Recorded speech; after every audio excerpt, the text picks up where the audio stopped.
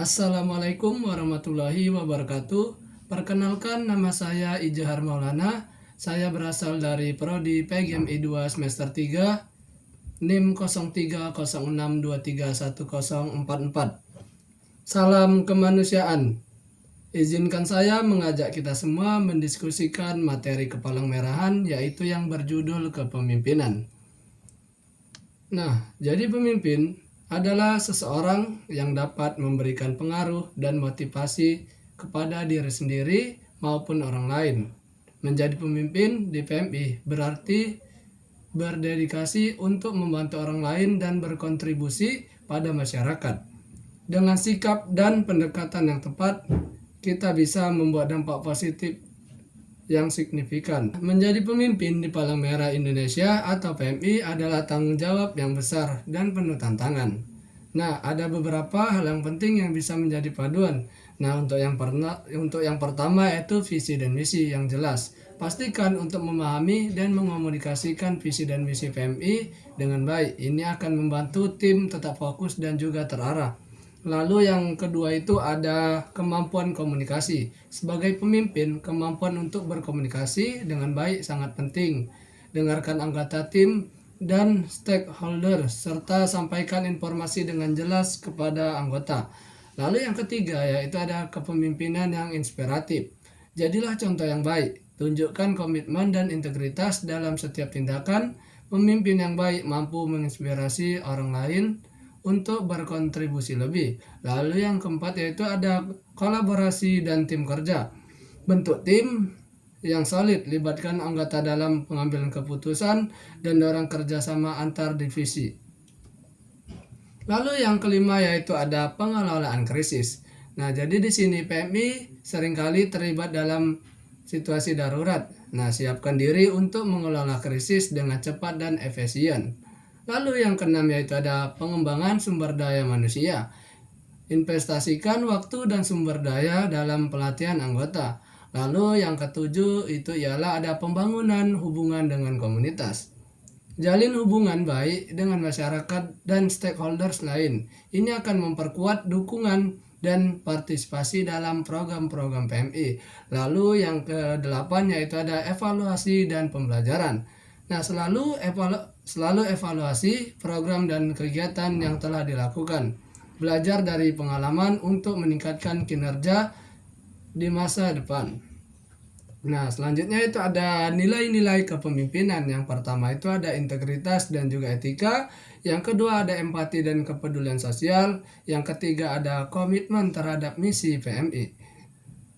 Selanjutnya ada karakteristik pemimpin PMR. Yang pertama yaitu kemampuan komunikasi, yang kedua keterampilan interpersonal, yang ketiga ialah ada ketahanan dan adaptabilitas.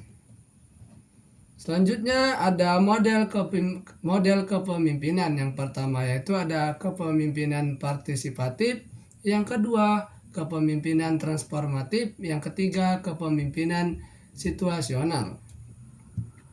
Nah, selanjutnya itu ada menyampaikan pesan. Jadi sebuah proses diskusi berbicara, bahkan pada saat saling memandang sebenarnya sedang mencoba menyampaikan sesuatu kepada orang lain.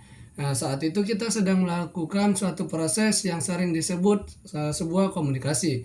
Nah, cara komunikasinya itu yang pertama ada verbal, yaitu menggunakan bahasa lisan atau tulisan. Lalu yang kedua itu ada nonverbal, yaitu melalui gerak bahasa tubuh, bahasa isyarat, sikap, ekspresi wajah. Komunikasi menyampaikan pesan dari seseorang kepada orang lain. Nah, selanjutnya itu ada hal yang mendukung komunikasi. Yang pertama itu ada kenali diri sendiri, yang kedua kenali orang lain, yang ketiga mau mendengarkan, yang keempat memberi pernyataan yang jelas, yang kelima ada memberi umpan balik, dan yang keenam mau membuka diri.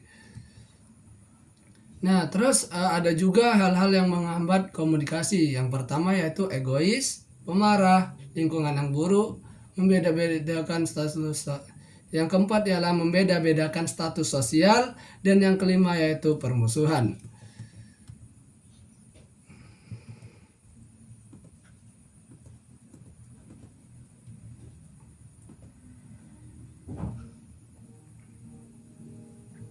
Nah, selanjutnya yaitu ada juga berat sama di Selanjutnya yaitu ada berat sama dipikul, ringan sama dijinjing. Maksudnya ialah kerjasama adalah Oke, selanjutnya yaitu ada berat sama dipikul, ringan sama dijinjing. Selanjutnya yaitu ada berat sama di selanjutnya ialah kerjasama adalah selanjutnya ya. Selanjutnya ialah kerjasama adalah bekerja bersama untuk mencapai tujuan bersama. Membentuk kelompok juga akan mempermudah kerjasama. Tapi sebelum berkelompok, kita harus sepakati tujuan yang akan kita capai bersama. Setelah masing-masing tahu apa tujuan bersama yang akan dicapai, tentu saja perlu seseorang yang akan mengkoordinir dan mengarahkan kita ke tujuan yang sudah kita sepakati. Nah, orang itulah adalah pemimpin kita. Nah, terus yaitu ada manfaat kerjasama, yaitu kita bisa menyelesaikan tugas dengan waktu yang lebih cepat, pekerjaan yang lebih berat menjadi ringan, dan kita bisa lebih akrab dengan teman yang lainnya. Nah, selanjutnya ada faktor pendukung kerjasama, ialah yang pertama, masing-masing pihak menghargai kekurangan dan kelebihan masing-masing. Yang kedua ialah sama-sama paham tujuan kerjasama. Yang ketiga terbuka, dan yang keempat ada yang mau jadi koordinator. Selanjutnya yaitu ada faktor yang penghambat, yaitu tidak mau bertanggung jawab, mau menang sendiri atau egois. Yang ketiga ialah curiga atau suka mencurigai. Yang keempat tidak bisa membedakan antara kerjasama dengan sama-sama kerja. Terima kasih, mudah-mudahan bermanfaat bagi kita semua. Saya tutup. Wassalamualaikum warahmatullahi wabarakatuh.